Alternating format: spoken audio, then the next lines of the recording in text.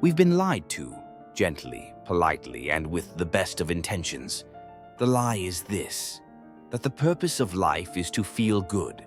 From childhood, we're taught to avoid the burn, the bruise, the breakdown. We're conditioned to believe that discomfort is a problem to be solved, not a messenger to be heard. Pain, we're told, is an interruption to the plot, something to medicate, minimize, or ignore. But what if that's wrong? What if the pursuit of constant ease is the very thing dulling our souls? What if our obsession with safety is the reason we feel lost? Comfort has become a cage, padded, soothing, and lined with affirmations. And we've mistaken that cage for freedom. It flatters us with soft cushions and soothing mantras. You deserve ease. You've been through enough. But comfort has no interest in your becoming, only your sedation. It doesn't care whether you grow, it only cares that you stay. We escape pain with productivity. We replace grief with achievement. We hide fear behind polite smiles and numbing routines. We confuse stability with meaning. We call it adulthood. We call it wellness. But it is often quiet despair dressed as discipline. Pain, on the other hand, doesn't lie. It doesn't flatter. It doesn't coddle. It tells you something is breaking, or something needs to, and that's not failure. That's the first sign you're still alive. Pain doesn't whisper false promises. It roars the truth you've been trying not to hear. It doesn't offer comfort. It offers clarity. So no, this is not a feel-good essay. This is a manifesto against numbness. A call to feel what's real even when it hurts. Especially when it hurts. Because only there, in the burn, in the break, in the unbearable, does truth begin. We've been sold a sanitized version of awakening, one filled with Himalayan candles, softly spoken mantras, and curated stillness. The modern myth says you will evolve through ease, that healing is a spa day, that transformation is an aesthetic. But the soul doesn't rise through softness. It splits. Awakening, if real, is violence, sacred violence. It is the dismembering of illusions you've clung to like lifelines. It is the cracking of your constructed self, piece by polished piece. Carl Jung didn't sugarcoat it. There is no coming to consciousness without pain. Because consciousness isn't found in peaceful retreats. It's forged in collapse. It's earned in the chaos of losing what no longer serves and discovering that you have no idea what comes next. True awakening doesn't arrive with enlightenment music and perfect posture. It arrives like a house fire. You're the one inside. And you don't get to take much with you, only what's real. You will crawl through ashes of former identities. You will weep for your own naivety. You will rage at the walls you built to survive and grieve as they fall. And yes, it hurts. It's supposed to. Pain is the price of seeing clearly. But pain doesn't just destroy, see, it reveals. It strips away pretense, performance, delusion. It makes space for the thing you were never taught to trust, your unfiltered self. And those who sell you gentleness without grief, clarity without chaos, are not liberating you. They are lulling you back to sleep. They're selling sedation disguised as awakening. Real awakening isn't poetic. It's primal. It's personal. It begins where your coping ends and your rawness begins. We've been conditioned to see pain as the antagonist, something to avoid, suppress, or overcome. It's the dragon we hope never enters our kingdom. But what if pain is not the monster, but the map? Pain is not a punishment. It is not proof that something is wrong with you. It is proof that something is asking to be seen, and perhaps for the first time, honored. Every rupture is an invitation. Every heartbreak is a doorway. Every collapse is an initiation into a deeper truth. You don't arrive at authenticity without crossing the terrain of agony.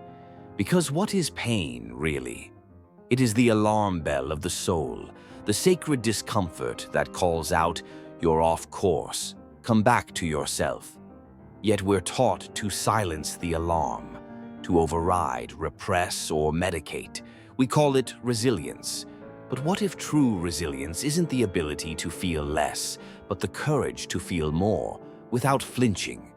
The irony is brutal. We spend our lives trying to avoid the very thing that would lead us to ourselves. Pain is the path home, dressed in thorns. We run from sadness, but it holds the story of what we love. We numb our grief, but it contains our capacity to care. We silence our rage, but it often guards our violated boundaries. Even shame, that most despised companion, often protects the parts of us that were never allowed to speak. Pain is not the enemy.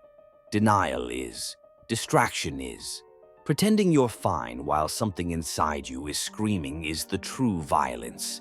Pain doesn't just speak, it guides. It reveals the fracture lines in the stories you've outgrown. It points to the wounds that require tending. And when you treat pain as a teacher, it transforms. You stop asking, "How do I escape this pain?" and start asking, "What is it asking me to remember?" Because every true breakthrough begins not with clarity, but with discomfort, with a holy ache, with the courage to sit in the fire and not run. Pain is a portal, but you must walk through it barefoot. We don't worship truth. We worship comfort. Our temples are glowing screens. Our rituals are distraction. Our doctrine is avoidance. And our high priests, the ones who promise us endless happiness, productivity hacks, and 5-step formulas to never feel broken again. We've built a culture on the eradication of discomfort. We self-medicate with scrolling. We binge peace sign slogans like "good vibes only." We drown grief in caffeine, drown rage in busyness, drown anxiety in consumerism. The goal isn't wholeness, it's smoothness, it's palatability. We've made pain taboo, not just inconvenient, offensive. We say, "Stay positive," not because it heals, but because it silences. We exile those who grieve too long, who rage too loudly, who ache too visibly. We label them unstable, unwell, unaligned. Even healing has become performance, branded, monetized, marketed. Pain is allowed, but only if it's pretty, only if it ends with a smiling before and after photo and a discount code. Share your story, but crop the bleeding parts. We have made numbness look enlightened. We have called detachment mastery. We have mistaken dissociation for peace. We've confused emotional anesthesia with spiritual clarity. But to feel nothing is not healing. It is exile. The more we flee from pain, the more it mutates. It becomes chronic tension, vague dissatisfaction, apathy. It hides in the language of fine. It lives behind fake smiles and empty achievements. It grows in silence, festers in shadow, and waits for a moment of collapse to reassert itself. To numb is to defer the sacred, to delay the truth, to trade your soul for a curated aesthetic of okay. This isn't wellness, it's spiritual sedation. It's the performance of peace without the process of truth. And the price we pay, disconnection from others, from life, from ourselves. The longer we uphold the religion of numbness, the more estranged we become from what makes us fully, painfully, gloriously human. Pain doesn't wander, it points. It doesn't drift like fog, it slices like a blade, precise, deliberate, and unrelenting. It knows exactly where you're fractured, and it goes there, again and again, until you finally listen. Pain is not random, it's revelation. It's a signal flare from the part of you that refuses to die quietly. The ache in your chest, the twist in your gut, the tightening in your throat. These are not symptoms to fix, but coordinates to follow. It points to where you're split in two, to where your truth has been buried under obligation, to the part of you that you abandoned for belonging. Wherever it hurts most, that's where the story is. Pain is not chaos. It's directional. It tells you where you stopped being yourself, where you lied to fit in, where you swallowed your voice and called it maturity, where you gave up pieces of your soul in exchange for peace that didn't last. The ache in your chest when you're silent in a room that demands your voice, that's a compass. The gut twist when you smile at someone who's breaking you, that's a compass. The shame that rises when you betray what you know to be true, compass. And what do most of us do? We ignore the signals, we override, we reroute, we numb. But when the mind is confused, the body speaks, and pain is the body's most honest voice, not to punish, but to reveal. The real tragedy isn't that we suffer, it's that we suffer without listening. The question is never, why is this happening to me? The real question is, what sacred part of me is trying to get my attention, and have I silenced it for so long that it had to scream? Pain is not the thing to overcome, it's the thing to orient by. It is your compass, not away from suffering, but toward wholeness. It won't hand you a map, it won't guarantee ease, but it will never lie. And if you're brave enough to follow it, it will lead you home, not to the life you built to impress others, but to the life that was waiting for you all along. Transformation doesn't happen in the light. It happens in the tearing, in the shattering, in the sacred disorientation of pain. It begins when all the structures you leaned on collapse, and you're left with nothing but raw breath and unanswered questions. This is not poetic metaphor. This is the real process, the process of death before rebirth. Every true becoming demands a dying, not the kind of death where the body ends, but the death of who you thought you were, the death of roles, of expectations, of inherited names and performative smiles. You don't awaken through addition, you awaken through subtraction, through dismantling, through release. The process begins subtly. Maybe it's the silence you can no longer tolerate, the relationship that no longer fits, the job that feels like a costume. Then the ache deepens, the patterns no longer numb you, the distractions feel hollow, the masks become unbearable. And then, the rupture. You lose what you clung to. You cry over things that once made you proud. You rage at the version of yourself who pretended for so long. You sit in rooms alone and realize you don't recognize your own voice. This is the unmaking, and it is sacred. To become conscious is to be stripped, not clothed in clarity, but undone by truth. It's standing naked before yourself, unsure of who's left without your coping, your scripts, your mass. And yet, something remains. What survives the fire is no longer illusion. It's no longer persona.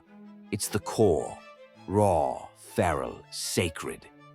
This is the paradox of pain. It feels like destruction, but it births what could never grow in safety, what could never emerge in comfort. Pain does not just break you, it baptizes you. The wound, when entered fully, is not an ending. It's a womb, a threshold, and inside it, a version of you that no longer needs to perform to be real. That version can't be built, only born. And birth is never quiet. It is messy, bloody, loud, but it's real.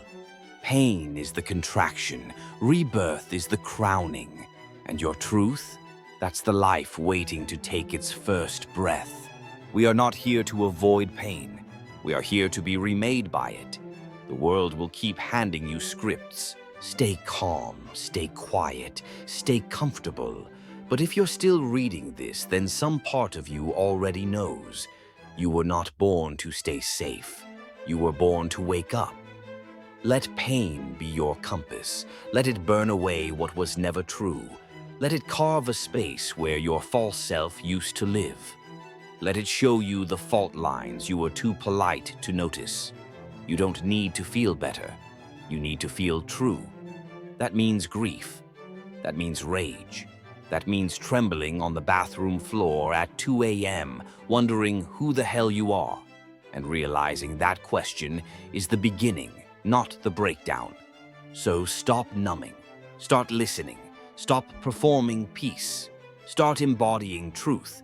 And if you dare to follow the ache, to treat pain not as a mistake, but as a message, you may lose comfort, but you will gain clarity. You will lose the applause, but find your own voice.